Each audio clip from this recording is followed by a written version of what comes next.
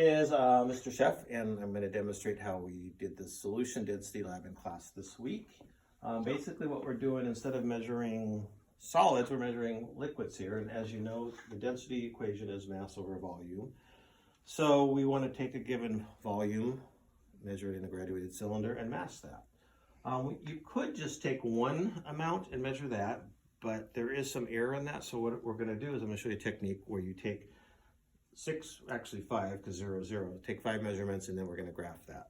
So the first thing we do is take our graduated cylinder. This is a 25 milliliter graduated cylinder.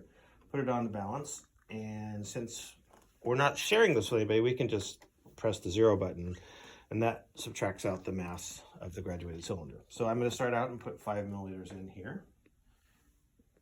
And I use a dropper because the dropper is much easier to control what's going in there. So I put a little too much there so I can kind of suck a little bit out there and get it just about perfect here. Let me see if you take a little bit more out. All right. Get the bubbles out. Yep. So we'll take a look at this, and you can see that if you don't put it behind a piece of paper, it's hard to read. Putting it behind the paper there, it looks too full. It's 5.1. So we're going to write down. And let's just take a little bit more out here. We'll do accurate. You could actually do 5.1, it doesn't matter, but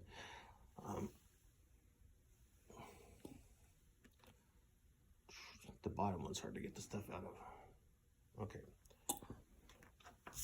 So there we go, that's 5 perfectly. Remember, you read the meniscus here. Put that on there, and we have a mass of 4.83. All right. I should switch to 4 at the very end, but that's fine. Whoops. And then we're going to add 5 more. Get it up to 10 milliliters.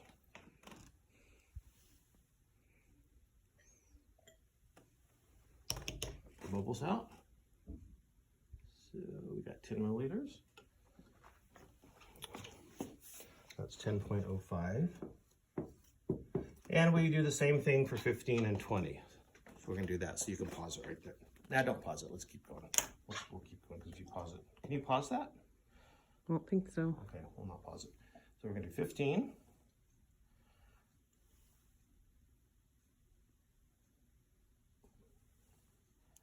And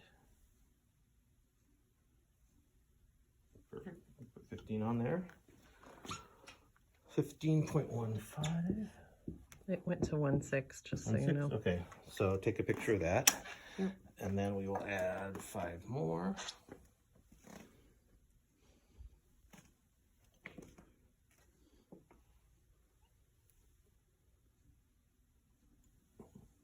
The gradations on this are a little tricky, so if you're using this, because each one is 0.2, not 1/10.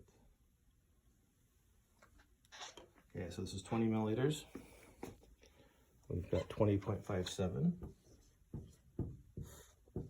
Move to 6 afterwards, That's but right, okay. that's what they do. Yeah, and we'll do one more here, go up to 25, because that's all this can handle.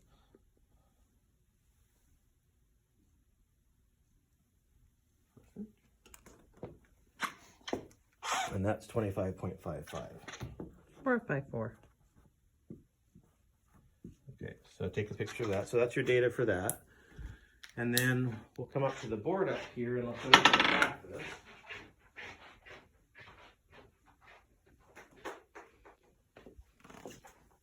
Come on down.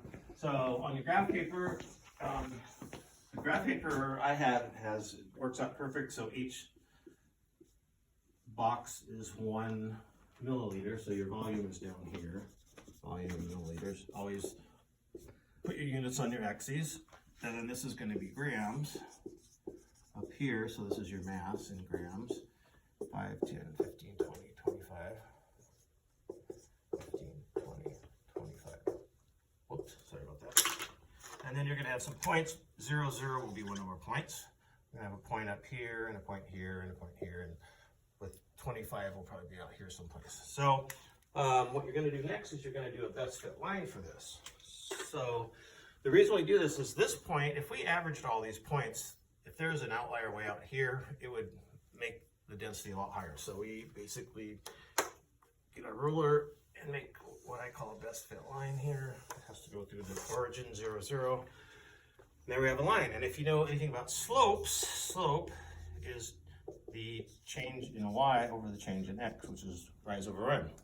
In this particular graph, y is grams, x is milliliters.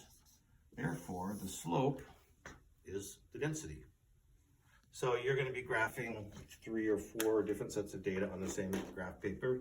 You always want each one to be a different color, and we will make a nice little key up here. So the blue will be whatever, that like that.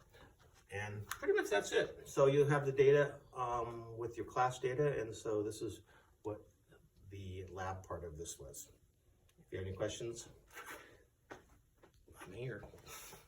Okay, that's all. Thanks, Mr. Chef. Toodles.